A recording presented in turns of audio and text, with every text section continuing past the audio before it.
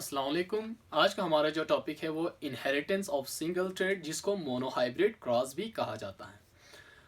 तो इस क्रॉस में मेंडल्स ने क्या किया, मेंडल्स ने दो प्लांट्स को आपस में क्रॉस किया है और वो दो प्लांट्स एक दूसरे से एक ही करेक्टर में डिफर करता था। ठीक है, एक की जो सीड शेप अगर राउंड था तो दूसरे का हमारे पास क्या था, रिंकल थी। ठीक है, तो मेंडल्स ने क्या किया, जो इस क्रॉस के अंदर जो सीड उसने क्रॉस किया है उसको उसने एक वर्ड यूज किया है, ट्रू ब्रीडिंग और पियर ब्रीडिंग प्लांट्स।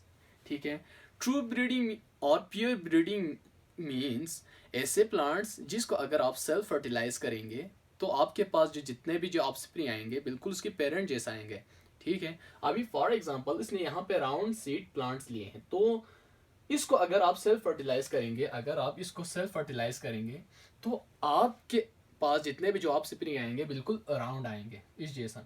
रिंकल को अगर आप सेल्फ फर्टिलाइज करेंगे तो आपके पास जितने भी जो आप स्प्रिंग आएंगे वो हमारे पास क्या आएंगे, रिंकल आएंगे।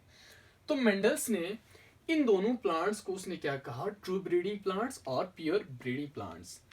ठीक है, अब उसने पेरेंटल जनरेशन में दो ट्रू ब्रीडिंग प्लांट्स लिया, वो दोनों एक दूसरे से एक ही करेक्टर में डिफर करता था। वो हमारे पास जो सीड की शेप थे, एक का हमारे पास राउंड था और एक का हमारे पास रिंकल। तो मेंडल्स ने यहाँ पे हमारे पास जो क्रॉस किया राउंड और रिंकल सीड को, उसके नतीजे में उसको जितने भी जो सीड मिला वो उसके पास आए राउंड सीड मिला। ठीक है, राउंड सीडेड प्लांट्स उसके पास आए। तो यहाँ पे सबसे पहले जो राउंड सीड और रिंकल सीड को क्रॉस किया तो हमारे पास यहाँ पे जो गैमेट्स की फॉर्मेशन है, इससे गैमेट किस तरह बनते हैं। तो यहाँ पे गैमेट्स की फॉर्मेशन हुआ है और यहाँ पे जो हमारे पास अलील्स मौजूद हैं, जीन पेयर मौजूद है जिसको हम अलील कहा जाता है। ठीक है, अब ये क्या होता है, सेपरेट होते हैं ड्यूरिंग गैमेट्स फॉर्मेशन और दोनों एक अलील एक एक गैमेट्स के अंदर चला जाता है। अब इस गैमेट के अंदर एक और आया है, ठीक है, यहाँ से एक और इस गैमेट्स के अंदर आया है। इसी तरह यहाँ पे भी दोनों गैमेट्स के अंदर एक एक आर चला गया और उसके नतीजे अब ये रैंडमली फर्टिलाइज हुआ है और हमारे पास जो ऑफस्प्रिंग आए हैं F1 जनरेशन के अंदर वो सारे क्या थे, राउंड सीडेड प्लांट्स थे। अब यहाँ पे जो गैमेट्स बना है अगर आप उसको फर्टिलाइज करेंगे तो यहाँ पे देखें हमारे पास ये गैमेट्स बने हैं, तो कैपिटल आर, ये हमारे पास स्मॉल आर, ये हमारे पास गैमेट्स बने हैं यहाँ पे। अब ये रैंडमली फर्टिलाइज होते हैं, इसके साथ अगर फर्टिलाइज हो तो हमारे पास क्या बनते हैं, कैपिटल आर स्मॉल आर। ये इसके साथ फर्टिलाइज हुआ तो भी हमारे पास कैपिटल आर स्मॉल आर। ये इसके साथ फर्टिलाइज हुआ तो कैपिटल आर स्मॉल आर। ये इसके साथ फर्टिलाइज हुआ तो हमारे पास क्या बनते हैं, कैपिटल आर स्मॉल आर। तो इसका मतलब जो F1 जनरेशन के अंदर हमारे पास जितने भी जो सीड आए हैं वो हमारे पास क्या आए हैं, राउंड सीडेड प्लांट्स, क्योंकि यहाँ पे जो कैपिटल आर है वो स्मॉल आर के ऊपर डोमिनेंट है। ठीक है, हमने इससे पहले के लेक्चर में जो अलील की कंसेप्ट में इसको हमने डिटेल में समझा था। जो कैपिटल आर है, जो डोमिनेंट जो करेक्टर डोमिनेंट होता है उसको हमने कैपिटल लेटर से शो किया है और जो रेसेसिव जो छुप जाते हैं जो करेक्टर उसको हमने कैपिटल स्मॉल लेटर से शो किया है। अभी यहाँ पे जो सीड की शेप है तो राउंड और रिंकल है, तो हमने उसको किस चीज़ से शो किया है, कैपिटल आर और स्मॉल आर से हमने शो किया है। तो ये फर्टिलाइज होकर जो पेरेंटल जनरेशन को क्रॉस करने की जो वजह से उसको जो रिजल्ट मिला है वो सारे क्या थे, उसके पास राउंड सीडेड प्लांट्स थे। जो पेरेंटल जनरेशन को उसने जब क्रॉस किया तो उसके पास जो जितने भी जो ऑफस्प्रिंग आए F1 जनरेशन के अंदर वो क्या थे, राउंड थे। तो मेंडल्स ने क्या किया, जो F1 जनरेशन उसके पास जो आए थे जितने भी जो राउंड सीडेड प्लांट्स आए थे उसने उनको सेल्फ फर्टिलाइज किया। यहाँ पे जितने भी जो राउंड सीडेड प्लांट्स आए थे उसको उसने क्या किया, सेल्फ फर्टिलाइज किया।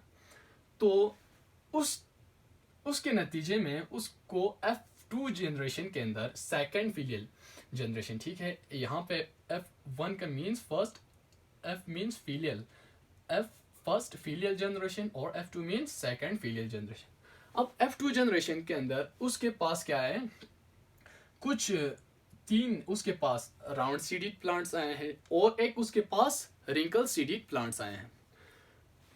बाद में उसने क्या किया, उस वो एक स्टेप और आगे बढ़ा और उसने क्या किया, यहाँ पे जो राउंड सीडेड, यहाँ पे जो जितने भी उसको प्लांट्स मिले थे, राउंड सीडेड और रिंकल सीडेड प्लांट्स मिले थे, उसको उसने सेल्फ फर्टिलाइज किया।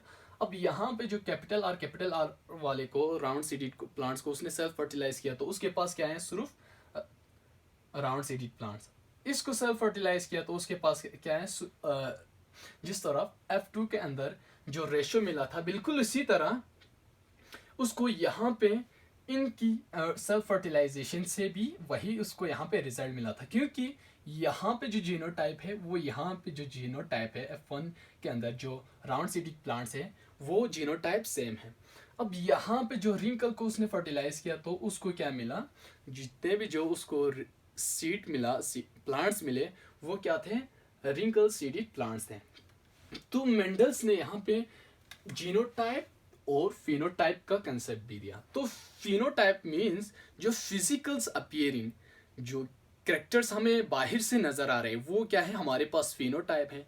और जो जीनोटाइप मींस उसकी जो जेनेटिक मेकअप है, उसके अंदर जो फैक्टर्स की पेयरिंग को हम क्या कहते हैं, जीनोटाइप कहेंगे। तो यहाँ पे जो हमारे पास फिनोटाइप क्या है, तीन हमारे पास राउंड सीडेड प्लांट है F2 जनरेशन के अंदर, और एक हमारे पास रिंकल सीडेड प्लांट है। तो हमारे पास क्या है, फेनोटाइपिक रेशो हमारे पास 3:1 F2 जनरेशन के अंदर। अब F3 जनरेशन के अंदर हम देखें तो हमारे पास जो हेट्रोजाइगस जीन पेयर है, उससे हमारे पास भी हमारे पास जो रेशियो आ रहे हैं, फिनोटाइपिक रेशियो, वो भी हमारे पास 3:1 आ रहे हैं, क्योंकि जीनोटाइप दोनों के हमारे पास क्या है, सेम है। अब इससे हमें जो जीनोटाइपिक रेशियो मिल रहे हैं, वो हमारे पास क्या है, 1:2:1 मिल रहे हैं। क्यों? क्योंकि हमारे पास कैपिटल आर वाले एक हैं, कैपिटल आर वाले हमारे पास यहाँ पे 2 हैं, ठीक है। इसी तरह स्मॉल आर वाले हमारे पास एक है। तो हमारे पास ये जीनोटाइपिक रेशियो है। अब जीनोटाइप तो हमने जेनेटिक मेकअप को कहा, और फिनोटाइप जो फिजिकल अपीयरिंग हमें बाहर से नजर आ रहे हैं, उसको हमने कहा। अब यहाँ पे जो क्रॉस करते हैं हम, उसको हम एक बोर्ड की मदद से भी करते हैं, जिसको हम चेकर बोर्ड भी कहा जाता है और पुनट स्क्वायर भी कहा जाता है। जिसको फॉर एग्जाम्पल यहाँ पे जो गैमेट्स बने हैं, उसको आप ले सकते हैं, किसी भी गैमेट्स को आप यहाँ से ले सकते हैं और इस बोर्ड में आप उसको क्रॉस कर सकते हैं। तो हमारे पास कैपिटल आर स्मॉल आर, यहाँ पे हमने इस गैमेट्स को लिया। फॉर एग्जाम्पल ये मेल है, ये फीमेल है। आप चाहे तो इसको रिवर्स भी कर सकते हैं, ठीक है। इसको मेल रख सकता है, इसको फीमेल रख सकता है, इसको मेल रख सकता है। अब यहाँ पे इसने इसको क्रॉस किया तो कैपिटल आर हमारे पास, capital R small R, capital R small R. तो जो रेशियो हमें यहाँ पे मिला था 3:1 फिनोटाइप, यहाँ पे भी हमें वही रेशियो मिल रहा है, ठीक है। तीन हमारे पास क्या है, राउंड सीडेड प्लांट्स हैं, और एक हमारे पास क्या है, रिंकल सीडेड प्लांट है, जिस तरह यहाँ पे मिला था। 3:1 हमारे पास क्या है, यहाँ फिनोटाइपिक रेशियो है, और जो जीनोटाइपिक रेशियो हमारे पास यहाँ पे भी क्या आ रहा है, 1:2:1 आ रहा है, क्योंकि यहाँ पे कैपिटल आर वाले एक हैं, और कैपिटल आर स्मॉल आर वाले हमारे पास 2 हैं, और स्मॉल आर वाले हमारे पास एक हैं। तो मेंडल्स ने मोनोहाइब्रिड क्रॉस के नतीजे में उसको हर जो जनरेशन के अंदर जो सीड की शेप उसको डिफरेंट मिल रहा था। तो उसने कुछ ऑब्जर्व किया यहाँ पे, ठीक है। तो उसने कहा जो सीड की राउंडनेस और रिंकलनेस, सीड की जो शेप है, उसको कंट्रोल करने के लिए कुछ फैक्टर्स मौजूद हैं। तो उस फैक्टर्स को उसने कहा हेरिडिटी फैक्टर, उसने उसको एलिमेंटेंस भी कहा था, ठीक है। हेरिडिटी फैक्टर्स को उसने एलिमेंटेंस भी कहा था। अब यहाँ पे जो फैक्टर्स होते हैं, वो सीड की शेप को कंट्रोल करता है, रिंकल होना है या उसने राउंड होना है, वो कौन कंट्रोल करता है, हेरिडिटी फैक्टर, जिसको अभी हम क्या कहते हैं, जीन कहते हैं। मेंडल्स ने उस जमाने में उसको क्या कहा था, हेरिडिटी फैक्टर्स या एलिमेंटेंस कहा था। अब इस एक्सपेरिमेंट के बेस पे, जो मोनोहाइब्रिड क्रॉस की बेस पे, उसने क्या किया, उसने एक लॉ पेश किया था। उस लॉ को कहते हैं लॉ ऑफ सेग्रीगेशन। ठीक है, लॉ ऑफ सेग्रीगेशन में कहता है जब गैमेट्स की फॉर्मेशन होते हैं तो जो को एग्जिस्टिंग अलील्स हैं वो एक दूसरे से सिग्रीगेट होते हैं। सिग्रीगेट मीन्स सेपरेट, अलग होना, और वो हर गैमेट्स के अंदर हाफ हाफ चले जाते हैं। अब यहाँ पे राउंड सीट है हमारे पास, ये क्या हुआ है, इससे गैमेट्स की फॉर्मेशन हुआ है, तो दोनों गैमेट्स के अंदर हाफ हाफ अलील चला गया है। यहाँ पे एक आर इस गैमेट्स के अंदर चला गया है, एक आर इस गैमेट्स के अंदर चला गया है। इसी तरह यहाँ से भी एक आर इस गैमेट के अंदर चला गया है, एक आर इस गैमेट्स के अंदर चला गया है। तो मोनोहाइब्रिड क्रॉस के नतीजे में उसने लॉ ऑफ सेग्रीगेशन को पेश किया था। तो एग्जाम में अगर लॉ ऑफ सेग्रीगेशन आप लोगों को एक्सप्लेन से या लिखने के लिए आए तो आप इस डायग्राम की मदद से लॉ ऑफ सेग्रीगेशन को एक्सप्लेन कर सकते हैं। सो ये थी आज की हमारी जो टॉपिक। नेक्स्ट लेक्चर में फिर मिलेंगे, तब तक के लिए अल्लाह हाफिज़।